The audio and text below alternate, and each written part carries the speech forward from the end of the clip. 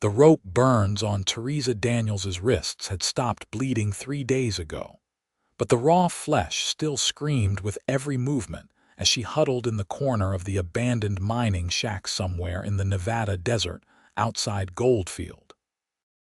She had screamed until her voice shattered like glass, screamed until nothing came out but ragged breaths and blood-tinged whispers, screamed until silence became her only companion in this hell that stank of old timber and her own fear. It was September 1887, and the mining town of Goldfield, Nevada, had promised her a new beginning after her parents died of fever back in St. Louis.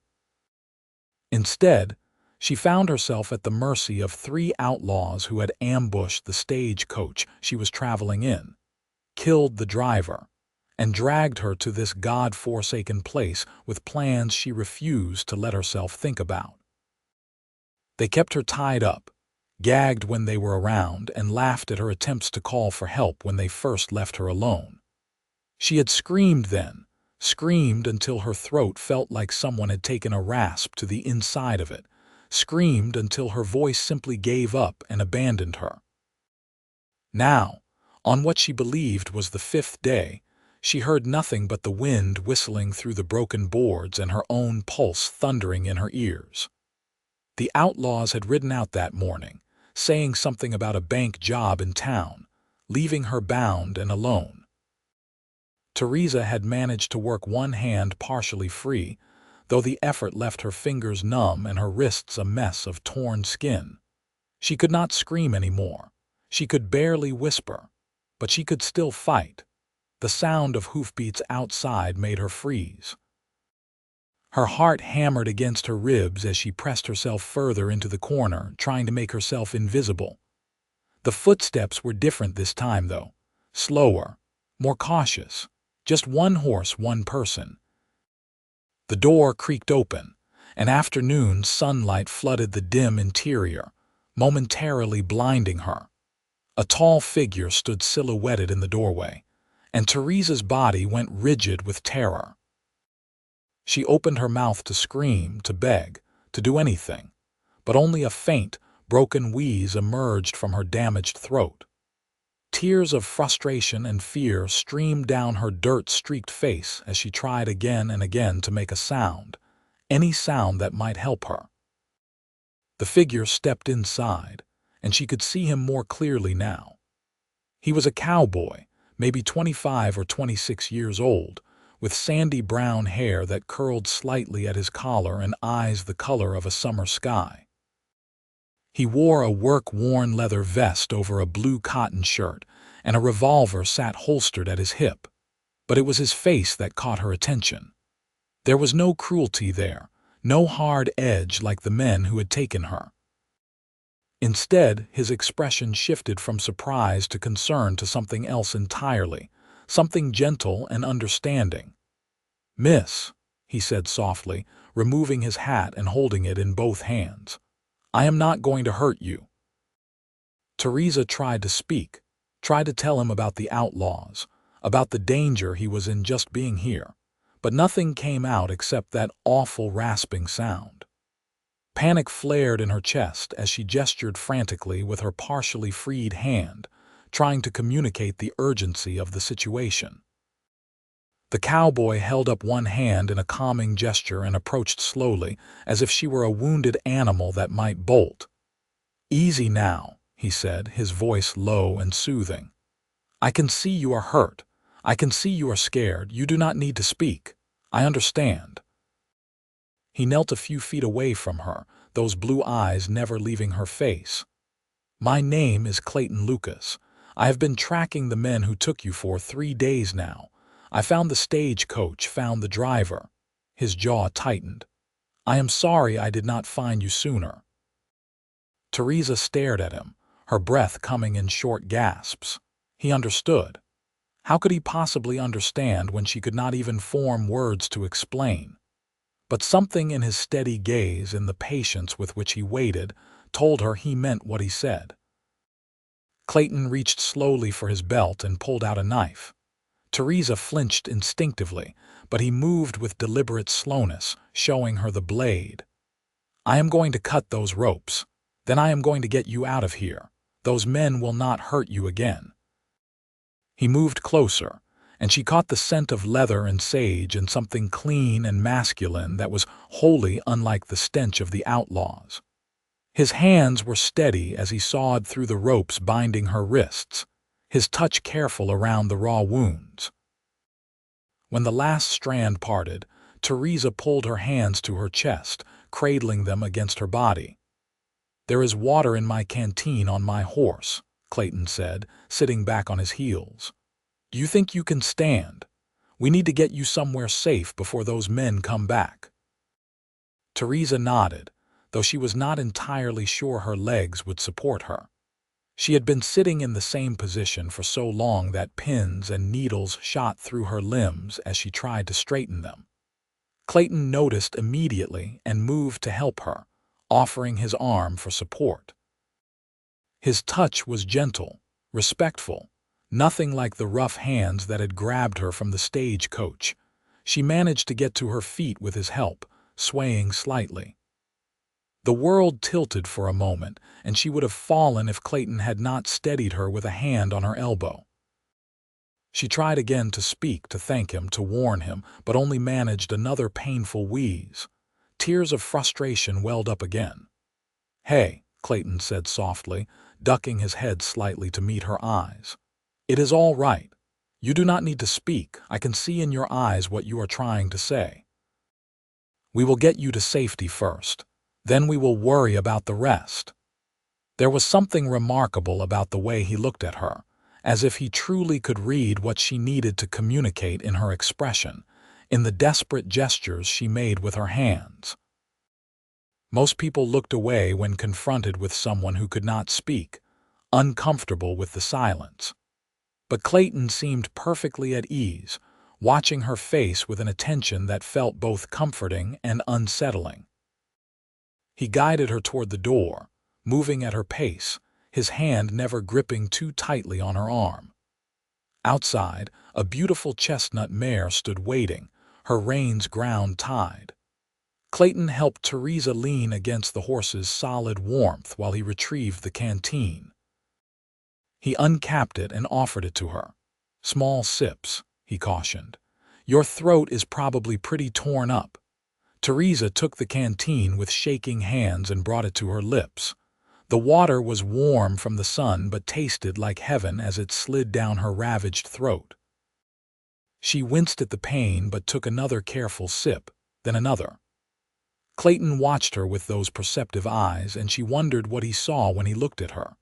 She must look a sight, covered in dirt and dried blood, her dress torn, her hair a tangled mess. "Those men," Clayton said quietly. "They rode toward Goldfield this morning, did they not?" Theresa nodded, her eyes widening. She pointed toward town, then made a gesture she hoped conveyed urgency. "I know," Clayton said, "but you are my priority right now. The marshal in Goldfield is a good man. I sent word ahead when I found the stagecoach. He will be watching for them. Right now, I need to get you somewhere safe and looked after." He moved to mount his horse, then paused, looking at Theresa thoughtfully. "This is going to be a bit awkward, but I do not think you can ride by yourself just yet, and I only have one horse. Would it be all right if you rode with me? I promise I will be a perfect gentleman." Theresa hesitated only a moment before nodding. She trusted him, she realized with some surprise.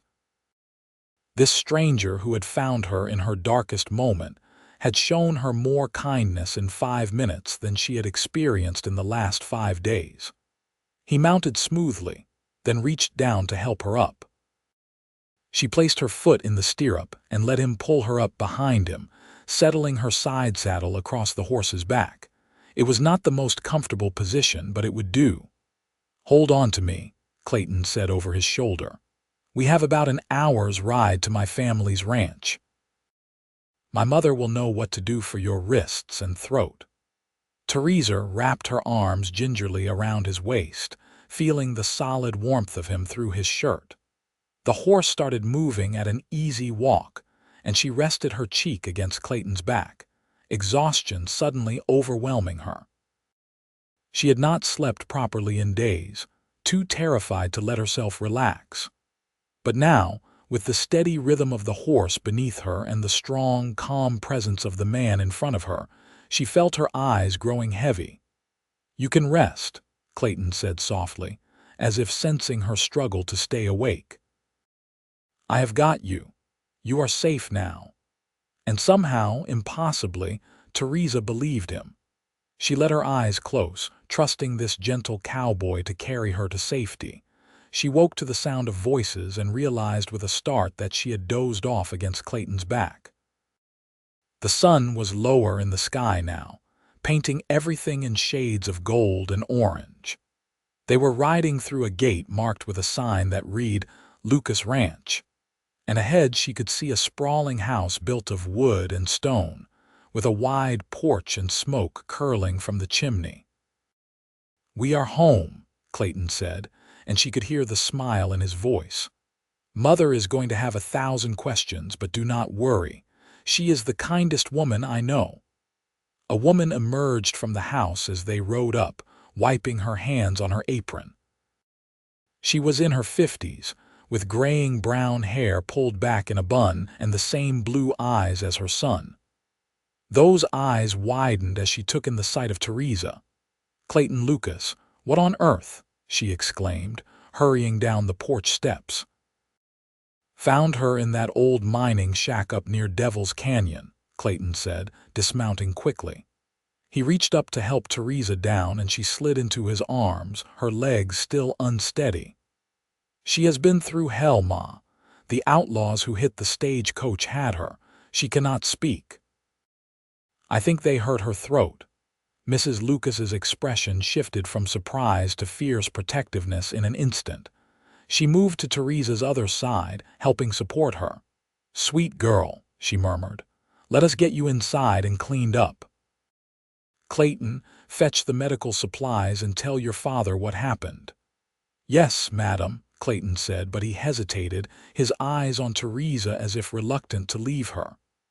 "I will take good care of her," his mother assured him. "Go on now." Clayton nodded and headed toward the barn while his mother guided Theresa into the house. The interior was warm and welcoming, with handmade quilts draped over furniture and the smell of something savory cooking on the stove. Mrs. Lucas led her to a bedroom at the back of the house and helped her sit on the edge of a large bed. "Let me look at those wrists," she said gently, and Theresa extended her arms. The older woman examined the rope burns with a practiced eye, her lips pressed into a thin line. "Monsters," she muttered. "Absolute monsters." Her eyes lifted to Theresa's face. "Can you tell me your name, dear? Can you write?" Theresa nodded eagerly and made a writing motion with her hand. Mrs. Lucas quickly produced a piece of paper and a pencil from a nearby desk. Theresa took them with trembling fingers and carefully wrote, "Theresa Daniels, thank you for your kindness." "Theresa," Mrs. Lucas said warmly. "That is a beautiful name. I am Margaret Lucas, but you may call me Margaret or Maggie, whichever you prefer. Now, let us get you cleaned up and those wounds treated properly." Over the next hour, Margaret proved herself to be exactly as kind as Clayton had promised. She heated water for a bath, helped Theresa wash away days of grime and fear, and dressed her in a soft cotton nightgown that smelled of lavender. She applied salve to the rope burns on Theresa's wrists, wrapping them carefully in clean bandages. She examined Theresa's throat with gentle fingers, then made her a concoction of honey, lemon, and herbs that soothed the raw tissues. "The voice might come back," Margaret said carefully as she helped Theresa into bed. "Or it might not.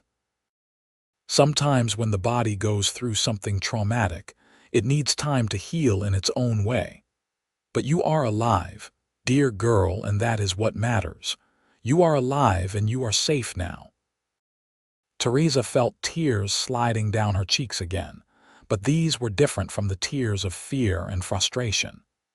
These were tears of relief, of gratitude, of the overwhelming realization that her nightmare was truly over. She reached for the paper and pencil Margaret had left on the bedside table and wrote, "Your son saved my life. How can I ever thank you both?" Margaret smiled and patted her hand. "You do not need to thank us, Theresa. This is what decent people do. They help those in need. Now you rest. You are safe here, and no one is going to hurt you again." But even as Margaret left the room, closing the door softly behind her, Theresa could not quite bring herself to relax completely. Every creak of the house, every sound outside made her tense, afraid the outlaws would somehow find her again. She lay in the comfortable bed, staring at the ceiling, her heart racing. A soft knock on the door made her sit up quickly. Clayton's voice came through. "Miss Daniels, may I come in? I wanted to check on you." Theresa hesitated, then nodded before realizing he could not see her. She slipped out of bed and opened the door a crack. Clayton stood in the hallway, holding a cup of tea, his expression concerned. "I thought you might have trouble sleeping," he said. "After everything. My mother sent this. It has chamomile and other herbs that help with rest." He paused, studying her face. "You are still afraid."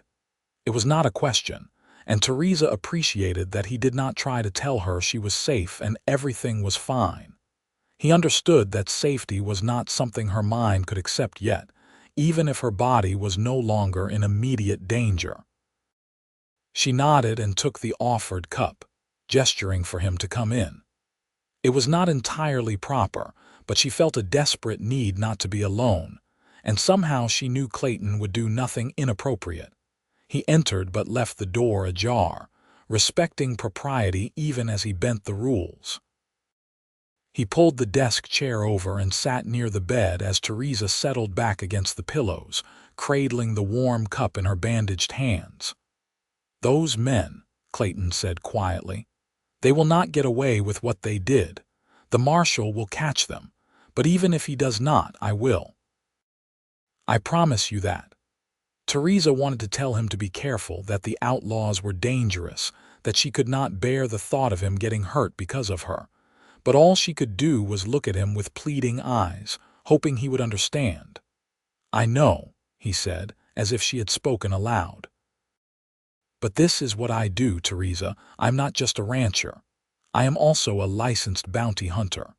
Have been for 3 years now. I am good at what I do and I am careful. Those men are wanted in 3 territories. They have hurt a lot of people. It ends now." She set the teacup down on the bedside table and reached for the paper and pencil. Her handwriting was shaky as she wrote. "What if they hurt you?" Clayton's expression softened. "Is that what you are worried about? Not yourself, but me?" He shook his head in wonder. "You are something else, Theresa Daniels. Here you are, having just survived an ordeal that would break most people, and you are concerned about my safety." She wrote again. "You saved me.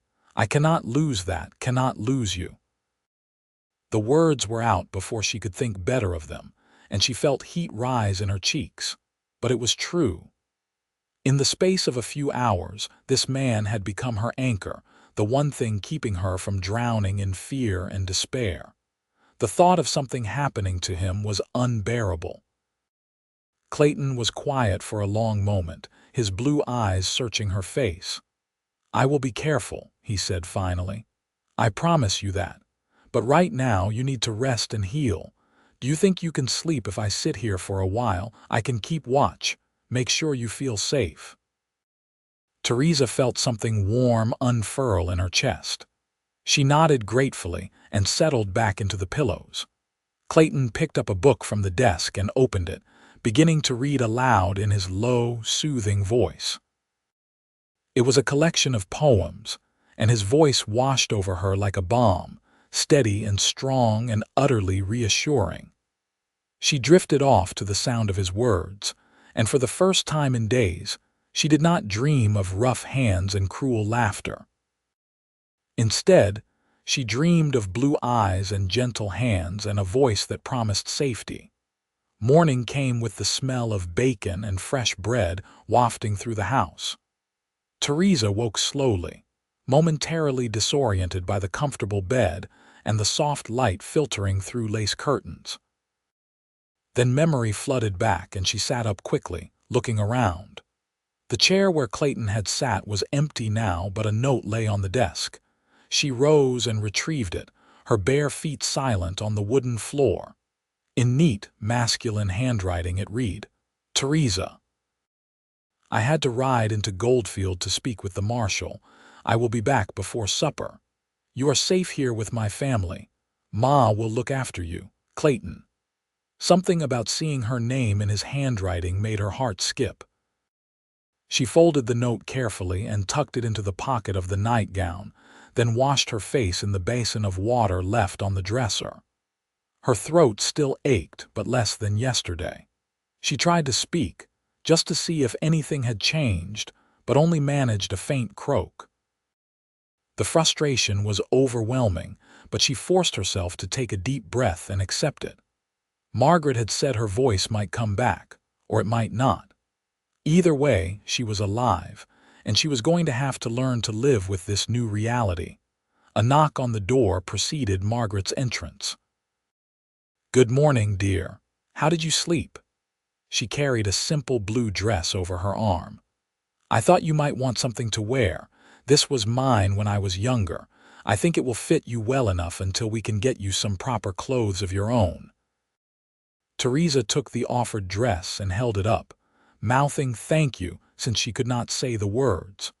Margaret smiled and helped her change, carefully working around the bandages on her wrists.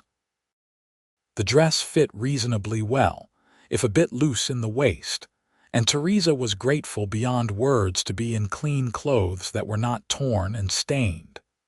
"Clayton left early this morning," Margaret said as she helped Theresa brush and braid her long brown hair. "He wanted to make sure the marshal knew about you and about where to find those awful men. He also wanted to retrieve your belongings from the stagecoach if there was anything left." Theresa's eyes widened. She had not even thought about her belongings. Everything she owned in the world had been in the 2 carpet bags she was traveling with. Her parents' wedding rings, the small amount of money she had left, her clothes, her mother's Bible. If the outlaws had taken them or destroyed them, she would have nothing. Margaret must have seen the worry in her face because she patted her shoulder reassuringly. "Clayton is very thorough. If there is anything to be found, he will find it. Now, come have some breakfast. You need to build your strength back up." The kitchen was large and cheerful, with copper pots hanging on the walls and a big table that could easily seat 10 people. A man sat at the table, reading a newspaper. He looked up as they entered, and Theresa saw where Clayton had gotten his build and the strong line of his jaw. "This must be his father." "Ah, you must be Miss Daniels," the man said, standing and offering a respectful nod. "I am Robert Lucas, Clayton's father. I am very glad my son found you when he did. You are welcome in our home for as long as you need." Theresa nodded her thanks, wishing desperately that she could speak, could properly express her gratitude to these kind people who had taken her in without question. "She cannot speak, Robert," Margaret said gently, "but she can write. Theresa, would you like some eggs? Bacon, fresh bread?" Theresa nodded enthusiastically, and Margaret laughed. "A healthy appetite. That is a good sign." She bustled about, preparing a plate, and soon Theresa was seated at the table with more food in front of her than she had seen in days. She ate slowly, savoring every bite, feeling strength seeping back into her body with each mouthful. "We have 2 other sons besides Clayton," Robert said conversationally. "Christopher is in San Francisco, learning the shipping business. Carter is studying law back east. Clayton is the only one who wanted to stay on the ranch. He has always loved this land, even as a boy." Margaret set a cup of coffee in front of Theresa. "He is a good man, our Clayton, quiet, thoughtful. He sees things other people miss. She smiled knowingly. He has been sitting outside your room every night since he brought you here, just to make sure you felt safe. Theresa nearly choked on her coffee. Every night. She had thought it was just the one time. Her heart did a strange little flutter in her chest. "Now, Maggie, do not embarrass the boy," Robert chided, but his eyes twinkled with amusement. "Though it is true, he has been quite concerned about you." Theresa felt warmth spread through her that had nothing to do with the coffee. She wanted to ask questions, to know more about Clayton, but all she could do was listen and absorb every detail they shared. The day passed quietly. Margaret showed Theresa around the ranch, introducing her to the chickens and the milk cow, pointing out the vegetable garden and the orchard. It was peaceful here, removed from the chaos of town life, and Theresa found herself relaxing in a way she had not thought possible. The Lucas ranch was not enormous, but it was well kept and clearly prosperous. Robert raised cattle and horses, and there were several hired hands who worked the property. They all tipped their hats respectfully to Theresa when they saw her, but kept their distance, which she appreciated. As the sun began its descent toward the horizon, Theresa found herself watching the road, waiting for Clayton to return. She tried to tell herself it was just because she wanted news about the outlaws, about whether her belongings had been recovered. But deep down, she knew it was more than that. She wanted to see him, to reassure herself that he was safe, that he had not come to harm because of her. When she finally spotted a lone rider approaching, her heart leaped. Even from a distance, she recognized the way Clayton sat his horse, the confident ease of a man who spent most of his life in the saddle. She was standing on the porch when he rode into the yard, and she had to restrain herself from running to meet him. Clayton dismounted and retrieved something from his saddlebags before walking toward the house. His face was drawn, tired, but his eyes lit up when they landed on her. "Theresa," he said, and just the way he said her name made her feel warm all over. "You look better, rested." She nodded, gesturing questioningly at him, hoping he would understand she was asking if he was all right. "I am fine," he assured her.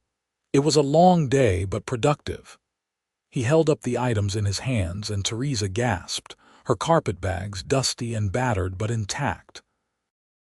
"I found them cached near the mining shack. Looks like the outlaws were planning to come back for them after their bank job. Nothing seems to be missing, from what I could tell." Theresa took the bags with shaking hands, tears streaming down her face. Everything her parents had left her was in these bags. She set them down carefully and threw her arms around Clayton, hugging him tightly, trying to convey through the embrace what she could not say with words. Clayton went still for a moment. Then his arms came around her, holding her gently. "It is all right," he murmured. "I am glad I could do this for you." She pulled back, wiping at her tears, and mouthed "thank you" over and over. Clayton smiled, that gentle, understanding smile that seemed to see right through to her soul. "There is more news," he said. "The marshal caught the outlaws. They tried to rob the bank like we thought, but he was waiting for them. There was a brief shootout, but no one in town was hurt. All 3 men are in custody. They will hang for what they did." Relief so profound it made her knees weak washed over Theresa. They were caught. They could not hurt her or anyone else ever again. She sagged against the porch railing and Clayton was there immediately, steadying her. "Come sit down," he said, guiding her to one of the rocking chairs on the porch. "It has been a lot to take in." Theresa sank into the chair, and Clayton pulled another one close, sitting so they were facing each other.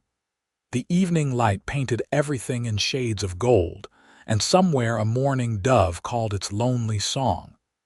"The marshal wants a statement from you," Clayton said carefully. "But I told him about your voice. He said a written statement would be fine whenever you feel up to it. There is no rush. Those men are not going anywhere." Theresa nodded, grateful once again for Clayton's thoughtfulness. She reached for his hand, and he let her take it, his calloused palm warm against her fingers. She tugged him gently, trying to pull him closer, and he leaned in, his blue eyes questioning. With her free hand, she pointed at him, then placed her hand over her heart. Then she pointed at herself and made a gesture she hoped conveyed gratitude, safety, everything she was feeling. "I know," Clayton said softly. "I feel it too." The words hung in the air between them, loaded with meaning. Theresa's breath caught. Was he saying what she thought he was saying? That this strange connection between them was not just one-sided. That he felt it too, this pull, this sense of rightness when they were together. Clayton reached up and gently tucked a strand of hair behind her ear, his touch feather-light. "I have been thinking about you non-stop since I found you," he admitted. "Worrying about you, wanting to make sure you were all right. I know it is too soon. I know you have been through hell and you need time to heal. But I want you to know, Theresa, that I am here, for as long as you need me." Theresa felt tears welling up again, but these were good tears, healing tears. She squeezed his hand and nodded, wishing she could tell him that she felt the same way, that he had become her whole world in the span of just a few days. But maybe he already knew. Maybe he could read it in her eyes, in the way she leaned toward him like a flower toward the sun. They sat together on the porch until Margaret called them in for supper. And even then, Theresa was reluctant to let go of Clayton's hand. The weeks that followed settled into a comfortable rhythm. Theresa helped Margaret around the house, learning to communicate through gestures, expressions, and the notepad and pencil that became her constant companions. Her wrists healed, the raw wounds becoming pink scars that would fade with time. Her throat improved too, the constant ache diminishing to a dull soreness. She tried every day to speak, but nothing came except the occasional croak or wheeze. Margaret assured her it might still return, but as time passed, Theresa began to accept that her silence might be permanent. Strangely, it was Clayton who made her feel like it did not matter. He had a way of understanding her without words, of reading her expressions and gestures as easily as if she had spoken aloud. He would find her in the kitchen, and one look at her face would tell him if she was sad or content. He would see her hands fluttering nervously, and he would know she was worried about something. It was like he could hear her silence, and in that silence, he understood everything she needed to say. They spent hours together, Clayton teaching her to ride properly, to handle a horse with confidence. He showed her the ranch, every corner of it, talking to her about his dreams for the future, about expanding the cattle operation, about breeding better horses. And even though she could not respond with words, she listened intently, nodding and smiling, occasionally writing questions that made him laugh or think. One afternoon in early October, they rode out to a secluded meadow where wildflowers still bloomed despite the approaching cold season. Clayton spread a blanket on the ground, and they shared a lunch Margaret had packed for them. The sun was warm, and the breeze carried the scent of sage and pine. It was perfect, peaceful, and Theresa found herself thinking that she had never been happier, despite everything she had been through. Clayton lay back on the blanket, hands behind his head, looking up at the impossibly blue sky. "I could stay here forever," he said, "just like this." Theresa smiled and lay down beside him, not quite touching but close enough to feel the warmth radiating from his body. She turned her head to look at him and found him already looking at her. "Theresa," he said quietly, propping himself up on one elbow. "I need to tell you something, and I need you to listen. Really listen, all right?" She nodded, her heart beginning to race. "I know we have only known each other for a few weeks. I know the circumstances of how we met were terrible, but I have to be honest with you. I am falling in love with you. Maybe I have been since the moment I found you in that shack, and saw the strength in your eyes, the refusal to give up even when everything seemed hopeless. He reached out and gently took her hand.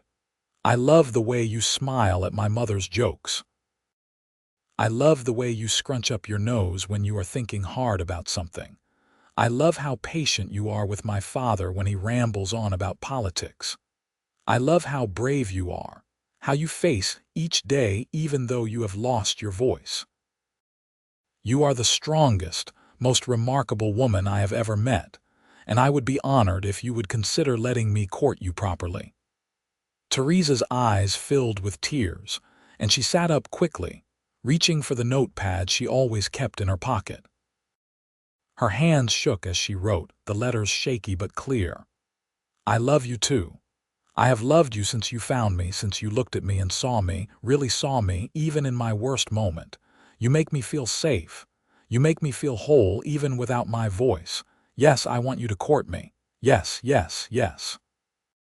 Clayton read the note, and his face broke into the widest smile she had ever seen. He cupped her face in his hands, his thumbs gently wiping away the tears on her cheeks. "May I kiss you?" he asked softly. Theresa nodded, her heart pounding so hard she thought it might burst. Clayton leaned in slowly, giving her every opportunity to change her mind, but she did not want to change her mind. She wanted him, with an intensity that surprised her. When his lips finally met hers, it was gentle and sweet and perfect. Her first kiss, and it was with this incredible man who had saved her life and stolen her heart. When they finally pulled apart, both breathing hard, Clayton rested his forehead against hers. "I am going to spend the rest of my life making you happy," he promised. "I swear it." Theresa believed him. She pulled him close and kissed him again, pouring all the words she could not say into the kiss, letting him feel what she felt, letting him know that he had already made her happier than she had ever thought possible. As autumn deepened into winter, their relationship blossomed. Clayton was true to his word, courting her properly despite the fact that she was living under his parents' roof. He brought her wildflowers even as the first snows began to fall. He carved her a beautiful jewelry box from pine wood, with her initials carefully etched into the lid. He read to her by the fire in the evenings, and they would sit close together on the sofa while his parents smiled knowingly from across the room. Theresa continued to try to speak, but as the months passed with no improvement, she finally accepted that her voice was truly gone. It was a grief she carried, but it was tempered by the joy she found in her new life. She learned to express herself in other ways. She became adept at sign language that she and Clayton developed together, unique to them.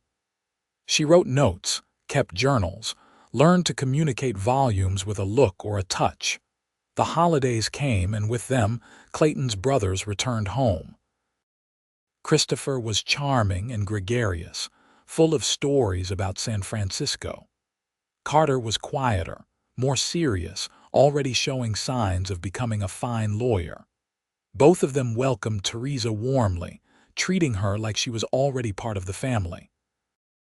On Christmas Eve, as snow fell softly outside and a fire crackled merrily in the hearth, Clayton asked Theresa to take a walk with him. She bundled up in a warm coat and scarf, and they stepped out into the winter wonderland that the ranch had become. The snow muffled all sound, creating a bubble of intimacy as they walked hand in hand toward the barn. Inside, away from the wind, Clayton lit a lantern and hung it on a hook.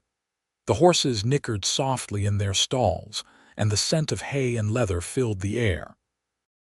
Clayton turned to face Theresa, and she saw that his hands were shaking slightly. "I had a whole speech planned," he said with a nervous laugh. "But now that we are here, I cannot remember half of it." He took both her hands in his. "Theresa Daniels, you have changed my life in ways I never imagined. You have shown me that communication goes so much deeper than words, that understanding someone is about really seeing them, really listening to what they are trying to say, even in silence. You have made me a better man. You have made me happier than I ever thought possible, and I know I want to spend the rest of my life with you." He released one of her hands and reached into his pocket, pulling out a small velvet box. Theresa's heart stopped as he opened it to reveal a delicate gold ring with a small but beautiful sapphire set in the center. "The stone matches your eyes," Clayton said softly. "At least, that is what the jeweler in town told me. Theresa, will you marry me? Will you be my wife?" Theresa could not speak, could not even nod at first because she was crying so hard. But finally, she managed to nod vigorously, reaching for him, and Clayton laughed with relief and joy. He slipped the ring onto her finger and it fit perfectly. Then he pulled her into his arms and kissed her deeply, and Theresa felt like her heart might actually burst from happiness. When they returned to the house, hand in hand, Margaret took one look at Theresa's tear-stained, glowing face and the ring on her finger and let out a whoop of joy. "Robert! Robert, they are engaged!" The house erupted in celebration, with hugs and congratulations and Margaret already planning the wedding. It would be in the spring, they decided, when the wildflowers were blooming and the weather was perfect. There was so much to do, so much to plan, but Theresa did not care about any of that. All that mattered was Clayton and the life they would build together. The winter passed in a blur of wedding preparations. Margaret taught Theresa to sew her own wedding dress, and they spent hours together, stitching delicate lace onto ivory silk. Theresa wrote out her vows, knowing she would not be able to speak them but wanting Clayton to have something tangible to remember this day by. The Reverend in Goldfield was more than understanding, agreeing to modify the ceremony to accommodate her silence. Spring arrived with an explosion of color, and suddenly, the wedding day was upon them. It was April 15, 1888, and the weather was perfect, warm and bright with just a hint of breeze. The wedding would take place at the ranch, in the meadow where Clayton had first told Theresa he loved her. Chairs had been set up for the guests, and Margaret had decorated everything with ribbons and wildflowers. Theresa stood in the bedroom, looking at herself in the mirror. The woman who looked back was so different from the terrified, broken girl who had arrived here 8 months ago. Her hair was pinned up in soft curls, with small white flowers woven through. The dress fit her perfectly, emphasizing her small waist and graceful neck. But it was her face that showed the biggest change. Her eyes were bright and full of life, her smile genuine and reaching all the way to those eyes. She was happy. She was loved. She was whole. A knock on the door preceded Robert entering. He stopped short when he saw her, his eyes growing suspiciously bright. "You look beautiful, Theresa, just beautiful. My son is a very lucky man." Theresa's own eyes welled up, and she quickly dabbed at them with a handkerchief, not wanting to ruin the subtle powder Margaret had applied to her cheeks. She reached for her notepad and wrote, "I am the lucky one. Thank you for welcoming me into your family." Robert read the note and pulled her into a gentle hug. "You were family the moment Clayton brought you home. Now, are you ready? I believe there is a very impatient groom waiting for you." Theresa nodded, taking a deep breath. She had never been more ready for anything in her life. She took Robert's offered arm, and he escorted her out of the house and toward the meadow. As they crested the small hill, she could see the assembled guests, friends and neighbors from Goldfield and the surrounding ranches. But she only had eyes for Clayton, standing at the front in a new black suit, his sandy hair neatly combed, his blue eyes locked on her with such love and devotion that it took her breath away. The ceremony was beautiful and moving. When it came time for vows, the Reverend read Clayton's first. He promised to love and cherish Theresa, to honor and protect her, to be her voice when she needed one, and to listen to her silence when she did not. His voice was steady and strong, but Theresa could see the emotion shimmering in his eyes. Then the Reverend turned to Theresa and nodded. She pulled out the paper where she had written her vows and handed it to Clayton. He unfolded it with trembling fingers and began to read aloud, giving voice to her words. "Clayton, you found me when I was lost. You heard me when I could not speak. You understood my silence and taught me that love does not need words to be real and true and powerful. I promise to love you with everything I am, to stand by your side through whatever life brings us, to be your partner, your friend, your wife. You gave me back my voice in the only way that truly matters, by making me feel seen and heard and valued. I love you today, tomorrow, and always." There was not a dry eye in the meadow as Clayton finished reading. He looked up at Theresa, and she saw tears streaming down his face. He did not bother to wipe them away as the Reverend pronounced them husband and wife, and told Clayton he could kiss his bride. The kiss was long and sweet and filled with promise. When they finally pulled apart, the guests erupted in cheers and applause. Theresa and Clayton walked back down the aisle together, hand in hand, husband and wife, ready to start their new life together. The reception was a joyous affair, with food and dancing and laughter. Theresa danced with Clayton, with Robert, with both of Clayton's brothers. She watched Margaret crying happy tears and felt so grateful for the family she had gained. As the sun began to set, painting the sky in shades of pink and gold, Clayton pulled her aside. "Come with me," he said, a mysterious smile playing at his lips. "I have something to show you." He led her to a small cottage that stood a short distance from the main house. Theresa had noticed it before but had not paid it much attention. Clayton opened the door and ushered her inside, and Theresa gasped. The cottage had been completely renovated. The main room was cozy and welcoming, with a stone fireplace and comfortable furniture. There was a small kitchen area, a bedroom visible through a doorway, and everything was decorated with obvious care and love. Wildflowers sat in a vase on the table, and a fire had been laid in the hearth, ready to be lit. "I have been working on it for months," Clayton said, watching her face anxiously.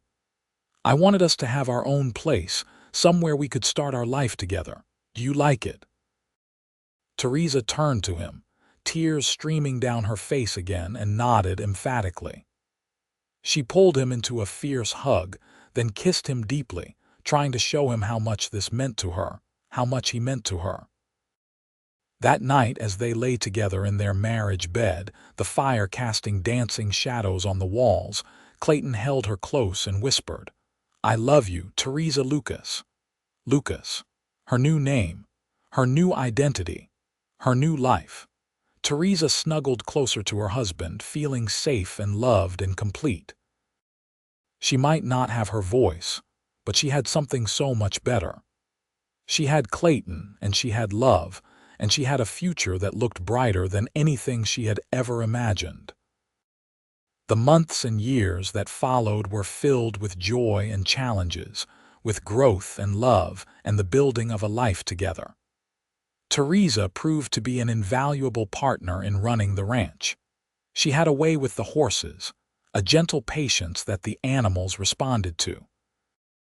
She kept the books meticulously, her neat handwriting filling ledger after ledger. She helped Margaret with the cooking and preserving, learning all the older woman's recipes and techniques.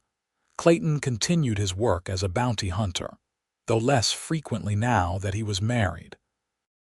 He was careful, always careful, remembering his promise to Theresa to come home safe. And each time he left, Theresa worried, but she also trusted him. He always came back to her, and their reunions were sweet and full of love. In the spring of 1889, Theresa discovered she was pregnant. She told Clayton by placing his hand on her still flat stomach and waiting for him to understand. It took him a moment, and then his eyes went wide with wonder and joy. "A baby," he breathed. "We are having a baby." Theresa nodded, smiling through happy tears, and Clayton picked her up and spun her around, laughing. "I am going to be a father. We are going to be parents." He set her down carefully as if she might break. "Are you happy? Is this what you want?" Theresa reached up and cupped his face in her hands, nodding vigorously. She had never wanted anything more. The thought of having a child with this man, of creating a family together, filled her with a joy so profound it was almost painful. The pregnancy was not easy. Theresa was sick for the first few months, and Margaret fussed over her constantly. But Clayton was wonderful, attentive and caring, rubbing her feet when they swelled, holding her hair back when she was ill, reading to her at night when she could not sleep. He talked to her growing belly, telling their unborn child about the ranch, about the horses, about all the adventures they would have together. On a cold day in December, after hours of labor with Margaret and a doctor from Goldfield attending her, Theresa gave birth to a healthy baby boy. She had tried to scream during the worst of the contractions, but of course, no sound came out.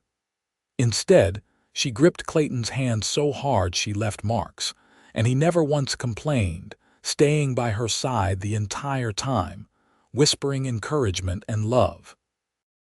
When the baby was finally placed in her arms, Theresa looked down at his tiny, perfect face and felt her heart expand in a way she had not known was possible. He had Clayton's nose and mouth, and when he finally opened his eyes, they were blue like his father's. She looked up at Clayton, who was staring at their son with such awe and love that it made her cry yet again. "He is perfect," Clayton whispered. "Absolutely perfect. What should we name him?" Theresa had thought about this for months. She pointed at Clayton, then at the baby, trying to convey what she wanted. Clayton frowned, thinking, "You want to name him after me, Clayton Jr.?" She shook her head, then wrote with one hand, awkwardly since she was holding the baby, "Colton. Similar but different. Clayton Lucas." "Colton," Clayton repeated, testing the name. "Clayton Lucas. I love it." He leaned down and kissed her forehead, then gently kissed his son's downy head. "Welcome to the world, Colton. You have got the best mother in the world, and I promise I am going to do my best to be the father you deserve." Motherhood transformed Theresa in ways she had not anticipated. She had worried that not being able to speak would make it harder to be a good mother, but she found that babies did not need words. They needed love and touch and attention, and those she had in abundance. Colton thrived under her care, growing into a happy, healthy baby who seemed to understand his mother's silent communication perfectly. As Colton grew, he learned to speak, but he also learned his mother's sign language, their unique way of communicating. By the time he was 3, he could translate for Theresa when needed, though most of the time, it was not necessary. The people in Goldfield had grown accustomed to Theresa's silence, accepting her as she was. She was known in town as the kind woman who always had a smile, who helped anyone in need, who had overcome tragedy and built a beautiful life. In 1892, Theresa gave birth to a daughter, Grace. The labor was easier this time, and when she held her baby girl for the first time, she marveled at how different the experience was. Grace looked like Theresa, with dark hair and delicate features, though she had inherited her father's blue eyes. Colton, now 3 years old, was fascinated by his baby sister, always wanting to help to hold her to make her laugh.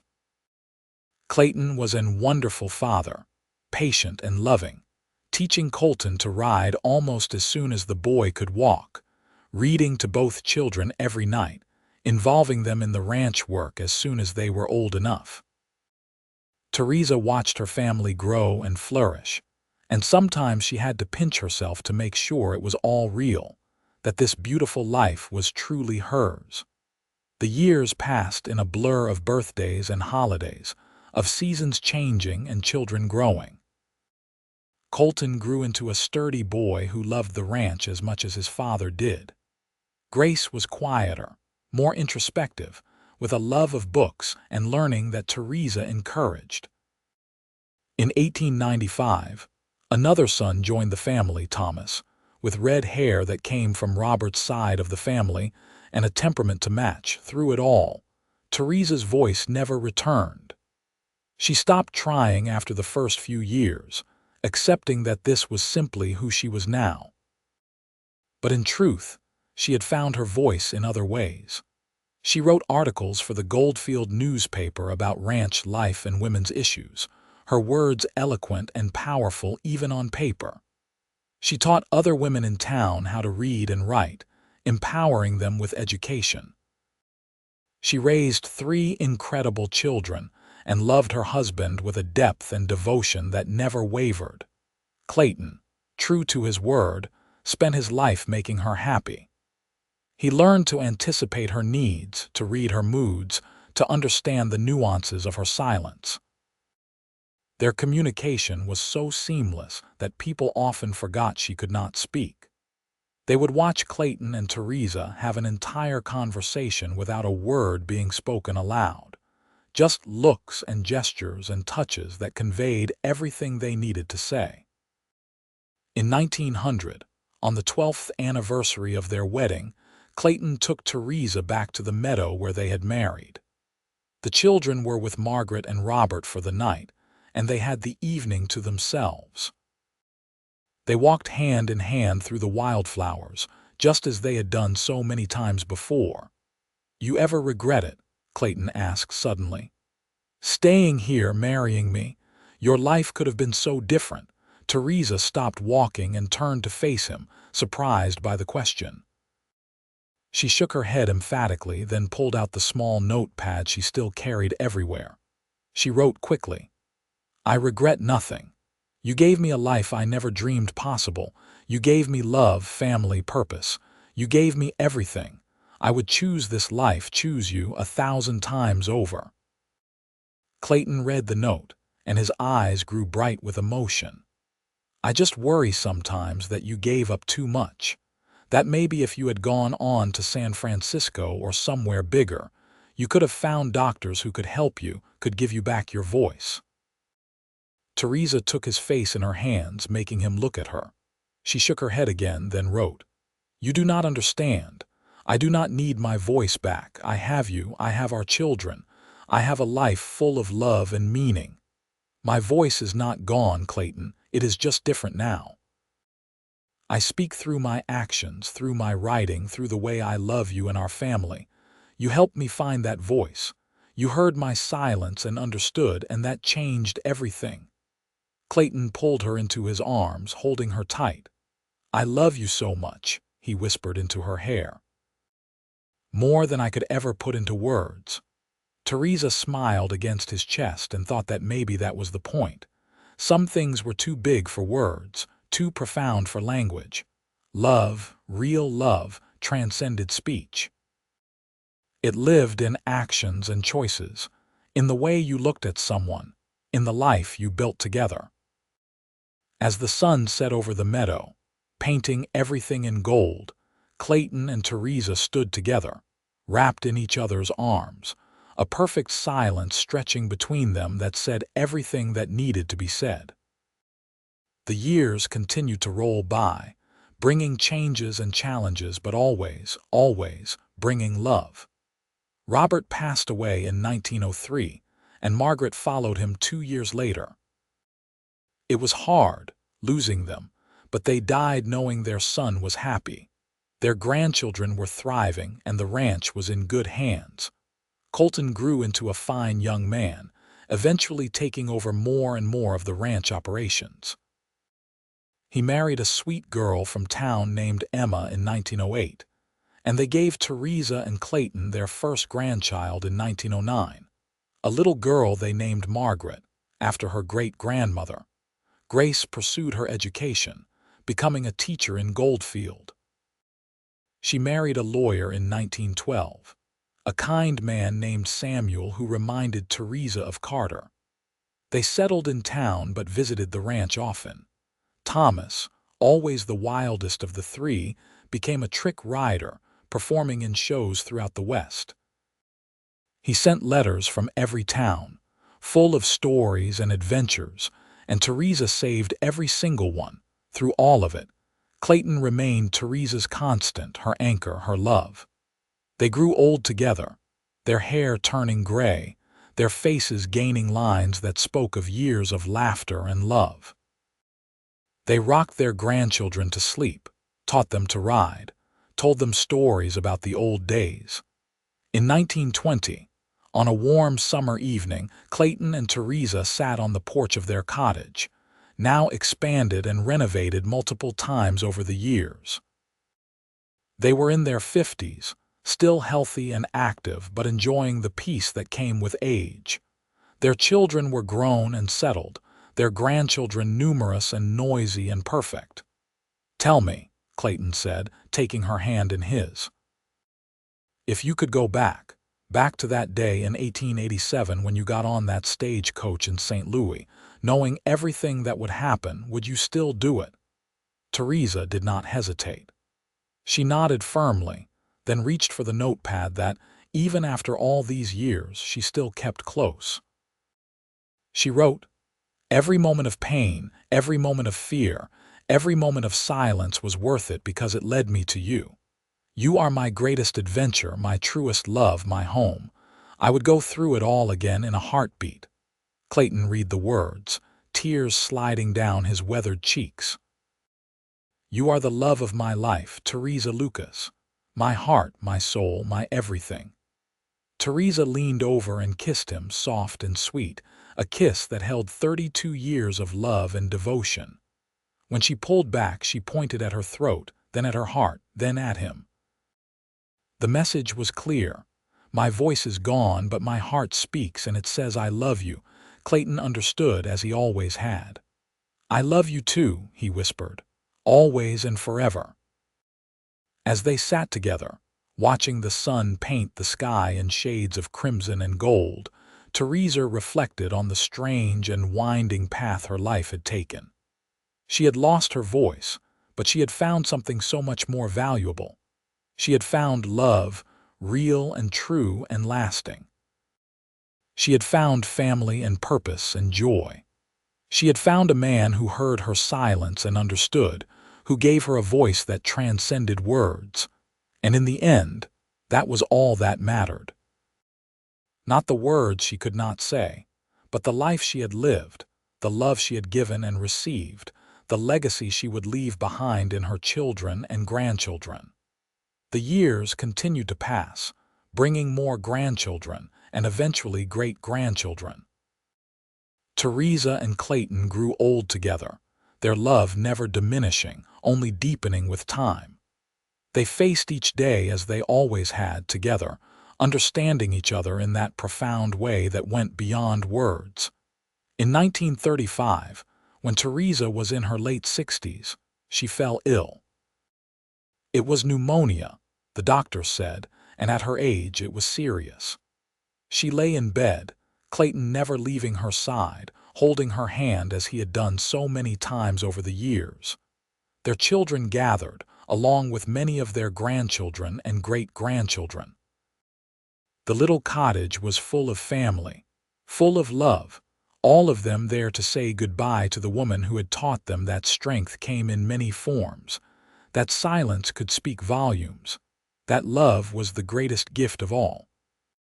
Clayton sat beside the bed, his hair white now, his hands gnarled with age but still gentle as he held his wife's. "Stay with me," he whispered. "Please, Theresa, I am not ready to let you go." Theresa looked at him with eyes that held a lifetime of love. She reached up with effort and touched his face, trying to memorize every line, every feature. Then she took his hand and placed it over her heart, letting him feel its beat. She pointed at his heart, then at hers, then intertwined their fingers. The message was clear. Our hearts beat as one. "Even when I am gone, I will always be with you." "I know," Clayton said, his voice breaking, "but I do not know how to be without you." Theresa managed a small smile. She pointed at him, then made a gesture that encompassed the room full of family. She pointed at her heart again, then at all of them. He would never be without her because she lived on in him, in their children, in everyone they had touched. "I love you," Clayton whispered.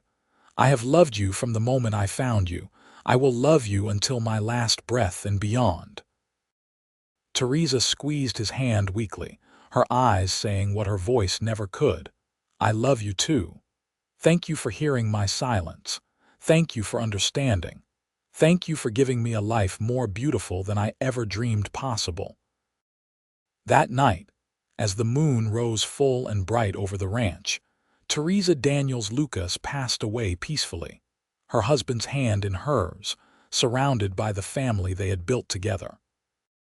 She died as she had lived for so many years, in silence, but a silence so full of love and meaning that it spoke louder than any words ever could.